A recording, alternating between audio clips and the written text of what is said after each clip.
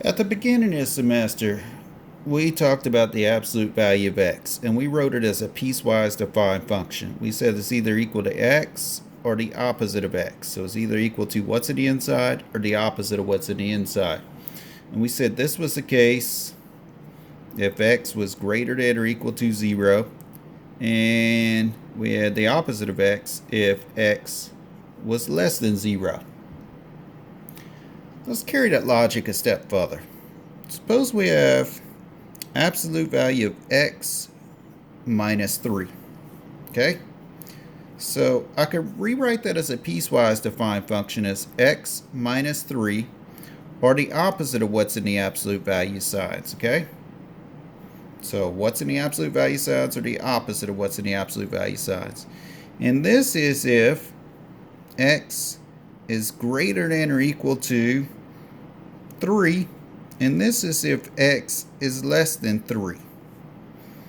Now let's test and make sure that makes sense. If x is 3, 3 minus 3 is 0. Absolute value is 0, 0. If x is 3, what do I get there? 0, so that's equal to that. What if x is 4? 4 minus 3 is 1. Absolute value of 1 is 1. 4 minus 3 is 1, so they're equal, right? Let's test this. What if x is, say, 2? 2 minus 3 is negative 1. Absolute value negative 1 is 1. What if x is 2 here? 2 minus 3 is negative 1. Negative 1 times negative 1 is 1, so those are equal, right?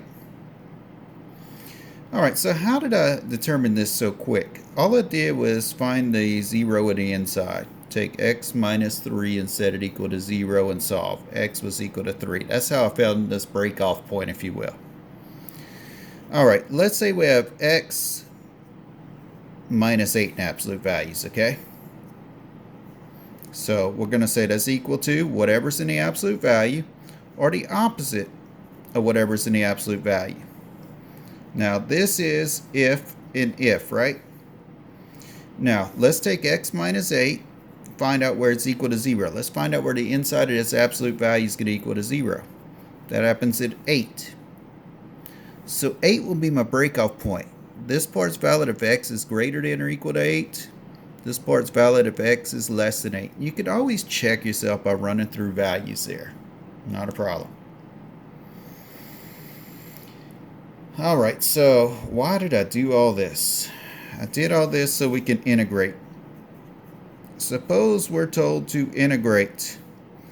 And we have the integral from 0 to 10 of the absolute value of x minus 5 and dx on the end, okay?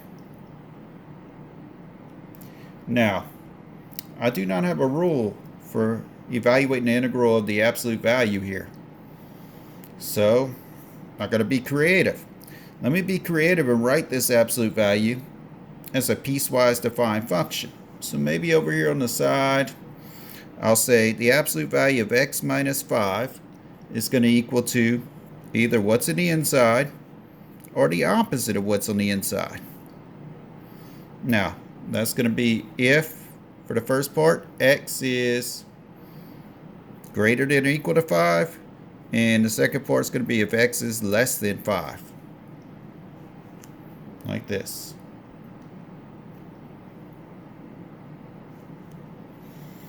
So let's go back to this example now. If I have the integral from 0 to 10 of the absolute value of x minus 5, I don't have a rule for doing this. So what I'm going to do is I'm going to say, let's break this up into two integrals added together. And where's the breakoff point? At 5 for the absolute value to be this piece and the absolute value to be that piece. So what I'm going to do is I'm going to say, let's go from the integral from 0 to 5 here, and then let's pick back up with the integral from 5 to 10 here. So I'm breaking this up, 0 to 5, 5 to 10. Now, of the absolute value of x minus 5 dx plus the absolute value of x minus 5 dx. Alright, the integral from 0 to 5 of the absolute value of x minus 5 dx. Well, let's go over here. What does this say? If x is less than 5, if x is less than 5, then the absolute value of this stuff is negative x minus 5. So instead of the absolute value here, I'm going to put negative x minus 5 dx. Plus the integral from 5 to 10. Well, from 5 to 10, are we looking at this case where x is greater than 5? So the absolute value is going to be x minus 5. So this absolute value right here becomes x minus 5 dx. Oh, now I know how to evaluate that. Alright, I could do this. I could say this is the integral from 0 to 5 of negative x plus 5 dx. In other words, I could distribute a negative, or I could pull the negative to the outside. It doesn't really matter. Plus the integral from 5 to 10 of x minus 5. Alright, let's take an antiderivative of this. It's negative x squared over 2 plus 5x, and we're going to take that and run it from 0 to 5. Plus, let's take an antiderivative of this. X squared over 2 minus 5x minus 5x, and we're going to run that from 5 to 10 because of those limits of integration.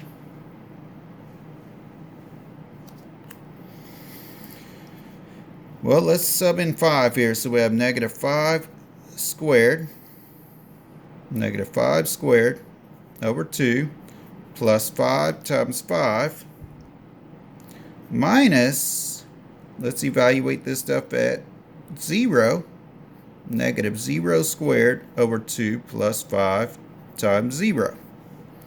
That takes care of this first part.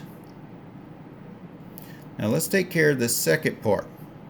Now plus, let's evaluate x here and here with 10. So we have 10 squared over 2 minus 5 times 10. And then we need to subtract this stuff evaluated at 5. So we have 5 squared over 2 minus 5 times 5. So that's negative 25 over 2 plus 25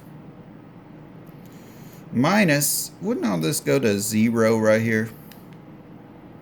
Plus 10 squared is 100. 100 divided by 2 is what, 50? Minus 50. Well, that sure comes out nice.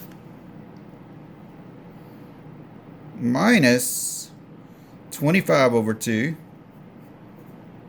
Plus, if I distribute a negative, 5 times 5 is what, 25? Alright, now you can take your calculator, just calculate this stuff. Remember, I want to see all this work up to this step right here. Then you can put it in the calculator. Let's see, 0 is no longer needed there. 25 will give me 50. That gives me negative 50 over 2, so that gives me what? Negative 25. So 50 minus 25 should give me what? 25. There we go. Remember, this stuff's hard. Just keep working at it. You'll get better.